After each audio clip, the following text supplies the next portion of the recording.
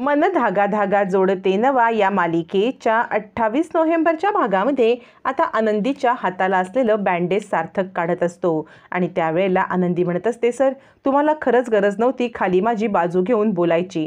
यावरती सार्थक म्हणतो, मी तुमची बाजू घेतलेली नाही आहे, मी सत्याची बाजू घेतलेली आहे.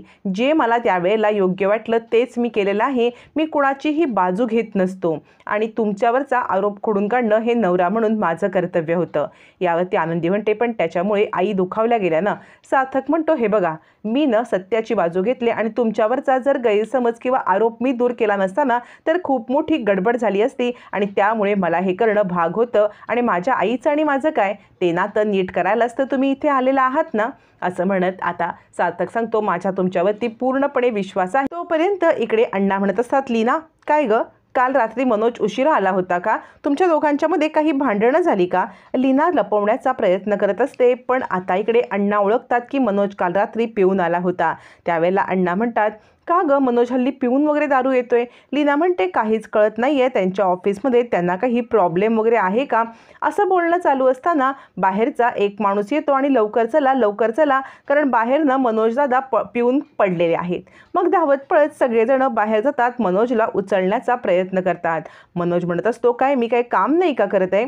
मी काम करत नाही आहे का म्हणून मला रेश्मा मॅडमच्या इथे असंच ठेवलंय? असं म्हणत मनोज काहीही बोलत असतो. मनोजला उचलून आता लीना अण्णा हे सगळेजण घरात आणतात.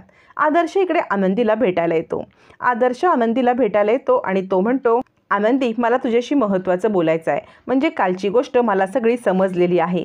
काल माझ्या आईने तुझ्यावरती हात उचलला आणि तू तिचा हात धरलास ना. यावरती आनंदी म्हणते, सॉरी आदर्श सर, म्हणजे मला असं करायला नको होतं. आदर्श म्हणतो, अगं तू जे केलंस ना ते योग्य केलंस, कारण माझ्या आईला कधीतरी धडा शिकवणं हे गरजेचंच होतं.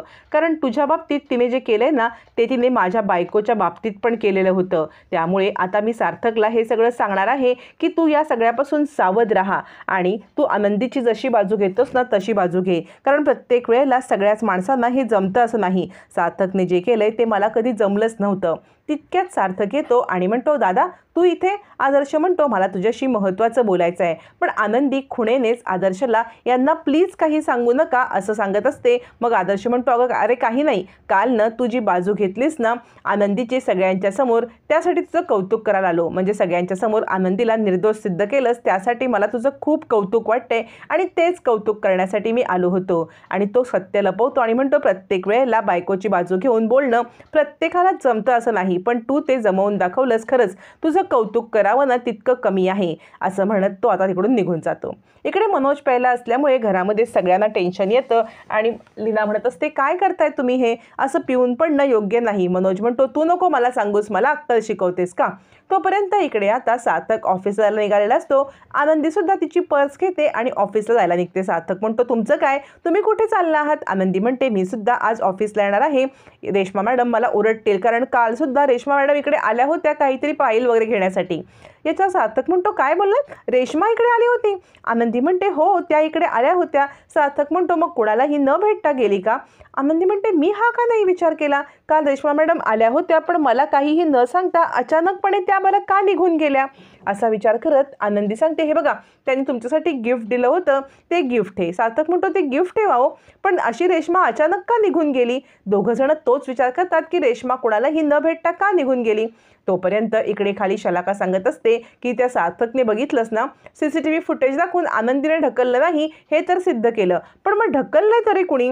यावरती आता इकडे वृंदा सांगत असते, मला तर काही कळतच नाहीये. तितक्यात तिथे रेश्मा येते. रेश्माला पाहिल्यावरती वृंदा म्हणते, रेश्मा तू तू इथे कशी काय? रेश्मा म्हणते, मला ना केदारचा काल फोन आला होता की बाबांची तब्येत बरी नाही, बाबा पडले, म्हणून म्हटलं बघून येऊया.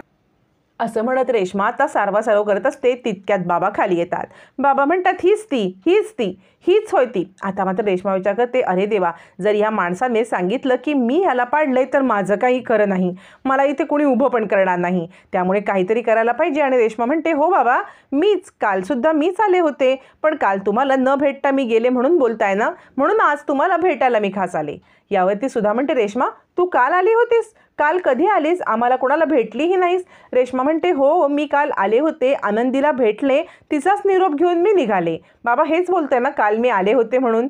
हे सगळं बोलणं चालू असताना तिथे सार्थक आणि आनंदी येतात. सार्थक म्हणतो, रेश्मा तू काल आली होतीस आणि मग कुणालाही न भेटता कशी काय निघून गेलीस? रेश्मा म्हणते, अरे नाही, मी आनंदीला भेटले होते. आनंदी म्हणते, हो, पण तुम्ही मला सांगून गेला नाहीत की तुम्ही कधी गेलात ते. यावरती रेश्मा म्हणते, आनंदी असं काय करतेस? आणि रेश्मा आता फिरवाफिरव करण्याचा प्रयत्न करत असते.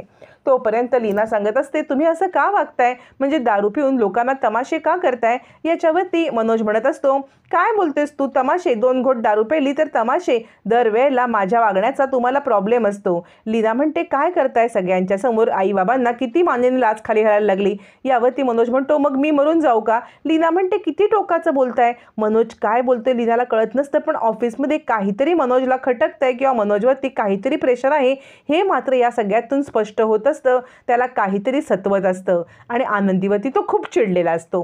हे कनेक्शन लीनाला काही कळत नसतं. तोपर्यंत आनंदी सांगत असते, नाही रेश्मा मॅडम, तुम्ही मला काहीच सांगितलं नाहीत की तुम्ही कुठे चाललायत, काय चाललायत. तुम्ही माझा निरोप पण नाही घेतलात. मी अण्णांना डबा आणण्यासाठी बाहेर गेले तेव्हा आपलं काही बोलणं नाही झालं. रेश्मा म्हणते, नाही आनंदी, मी तुला बोलले होते की मी निघते आनंदी आणि तू गडबडीत निघून गेलीस, मी पण निघून गेले. याच्यावरती आनंदी म्हणते, मला का नाही काही आठवत आहे? याच्यावरती रेश्मा म्हणते, तुला पण काही स्मृतिभ्रंश व्हायची आता लागला की काय? तुला सुद्धा काही आठवत नाही की काय? आता मात्र वृंदा काय समजायचं ते समजते, कारण एका कपटी माणसाचं वागणं दुसऱ्या कपटी माणसाला बरोबर कळतं. वृंदा अचूक ओळखते की हे सगळं रेश्माचं कारस्थान आहे. पण रेश्मा मात्र इकडचं बोलणं तिकडे बरोबर वळवत, मी इथे नव्हतेच, मी इथून गेलेच होते आणि मला केदारने सांगितलं की इकडे बाबांचे पडलेत म्हणून मी आले, आणि अजून एक आहे की मी आनंदी आणि सार्थकला कपल पार्टी आहे त्याला इन्व्हाइट करायला आली. त्यावरती आता इकडे शलाका म्हणते, आणि आम्ही? तेव्हा त्या रेश्मा म्हणते, हो हो, तुम्ही सुद्धा यायचं आहे, कपल पार्टी आहे, लहान मुलं अलाउड नाही आहेत. शलाका म्हणते, हो नक्की मी येणार. पण वृंदाच्या डोक्यामध्ये मात्र चालू असतं की हे सगळं रेश्मानेच केलेलं आहे.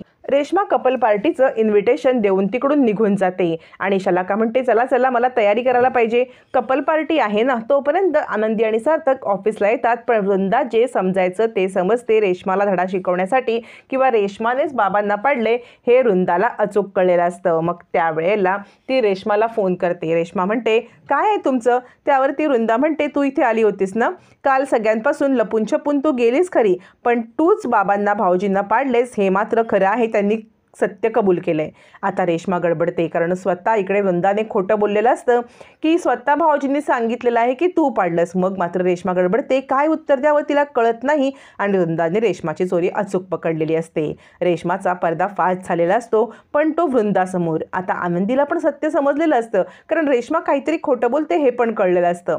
तोपर्यंत आनंदी घरी येते. मनोज दारू प्यायल्याचं तिला कळतं आणि ती म्हणते, दादा तू का बरं असं वागत होतास? मनोज म्हणतो, तुला उत्तर द्यायला मी बांधील नाहीये, तू ह्या घराच्या मॅटरमध्ये पडू नकोस. असं म्हणत मनोज आनंदीचा अपमान करत असतो आणि म्हणतो, तू मला सांगायचं नाही मी काय करायचं ते, मी दारू पिईन पडेन, तुला काय आहे? असं म्हणत तो आनंदीवरती चिडतो.